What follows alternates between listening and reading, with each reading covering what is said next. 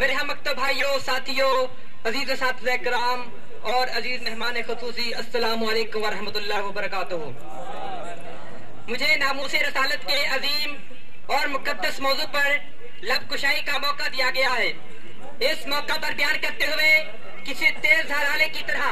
یہ سوچ میری روح کو کاٹ رہی ہے کہ رسول اللہ صلی اللہ علیہ وآلہ وسلم نے اپنی ولادت باسعادت سے لے کر وصال پاک تک رو رو کر جس امت کے لیے دعائیں کی، جس امت کے لیے طائف میں پتھر کھائے، مکے کے بازاروں میں کافروں سے گندی گالیاں سنی، اپنا شہر چھوڑا، عزیز و اقارب دشمن بنائے، احد کے میدان میں دندار مبارک شہید کروائے، بھوک سے شکیم مبارک پر پتھر باندھے،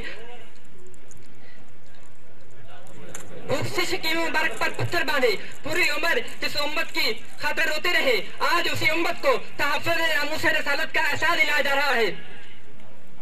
اشارے باری تعالیٰ ہے، جو لوگ اللہ اور اس کے رسول صلی اللہ علیہ وسلم کو ایذا دیتے ہیں ان پر دنیا اور آخرت میں اللہ کی لعنت ہے۔ اس آیت کے تحت علامہ ابن تیمیہ لکھتے ہیں کہ یہ آیت اس امر پر دلالت کرتی ہے کہ اللہ اور اس کے رسول صلی اللہ علیہ وسلم کو تکلیف دینے والا واجب القتل ہے۔ ایک اور جگہ اشارے باری تعالیٰ ہے کہ جو لوگ ایمان والوں اپنی آوازوں کو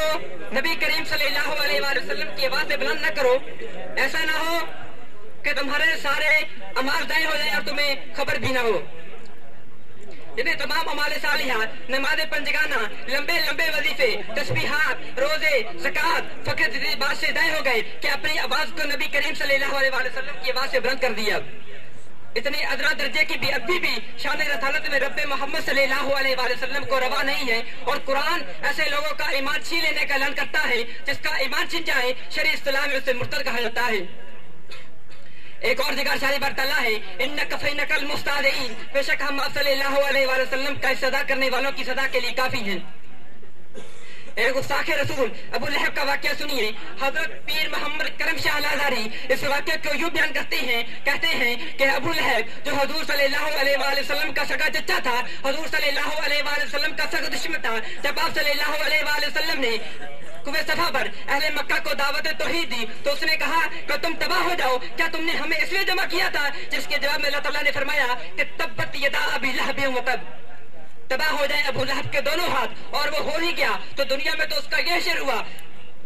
کہ اس کے زہریلی قسم کا زہریلا چھالا نکلا جو پورے جسم پر پھیل گیا، پورے جسم سے بدبودار بو آنے لگی، گوشت گل کر کر گرنے لگا۔ اس کے بیٹوں نے گھر سے اٹھا کر باہر پھینک دیا، اس نے تڑپتے تڑپتے جان دے دی۔ 3 دن تک اس کی لاش یوں ہی پڑی رہی۔ لوگوں نے بدبو سے تنگ آ کر اس کے بیٹوں کو لعنت ملامت کی تو انہوں نے چند حبشی غلاموں سے گڑا کھدوایا اور اس کی لاش کو دکڑے سے دھکیل کر اس گڑھے میں پھینک دیا اور اوپر سے مٹی ڈال دی۔ تو یہ خدائی عذاب۔ اس موقع پر شاعر نے کیا خوب کہا ہے کہ گستاخ رسول کی زندگی بھی کتنی خراب ہے، گستاخ رسول کی زندگی بھی کتنی خراب ہے، دنیا میں ہے پھٹکارا، آخرت میں عذاب ہے۔ میرے عزیز قابل احترام بھائیوں، حضرت صلی اللہ علیہ وآلہ وسلم کے عزت و ناموس کے تحفظ کی پاسبانی امت مسلمہ کا اولی فرض ہے۔ نہ اس میں تاخیر کی گنجائش ہے اور نہ قضا کی اجازت۔ تاریخ اسلام میں روز اول سے لے کر آج تک دنیا کفر کی ہمیشہ یہ خواہش رہی ہے کہ روح محمد صلی اللہ علیہ وآلہ وسلم کو تن مسلم سے نکال لیا جائے، کیونکہ یہی وہ دور ہے جو ہر وقت مسلمان کو باطل سے آزما رکھتا ہے اور رکھ سکتا ہے۔ اس کے بغیر مسلمان نہیں بلکہ راکھ کا ڈھیر ہے، اور اپنے اس مقصد کے حصول کے لیے انہوں نے کبھی کسی حربے کے استعمال میں کبھی دریغ نہیں کیا۔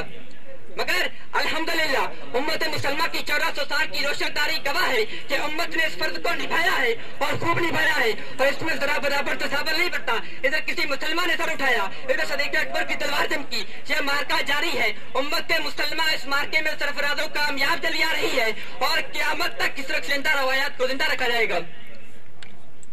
تو میرے عزیز قابل احترام بھائیوں، حضرت صلی اللہ علیہ وآلہ وسلم کی ناموس رسالت دین و ایمان کی بنیاد ہے۔ خواہ نخواستہ یہ بنیاد کمزور پڑ جائے تو دین و ایمان کا سارا کارخانہ درہم برہم ہو جائے گا، اور ادائے دین تو چاہتے ہیں کہ مسلمانوں کے دین و ایمان کے بنیاد کو منہدم کر دیا جائے، مگر ہمارا یہ فرض ہے کہ ہم اس مقصد کے حصول کے لیے اپنی ساری توانائیاں صرف کر دیں، اور اس مقصد کے حصول کے لیے اگر ہمیں اپنی جان بھی دینا پڑے تو اس سے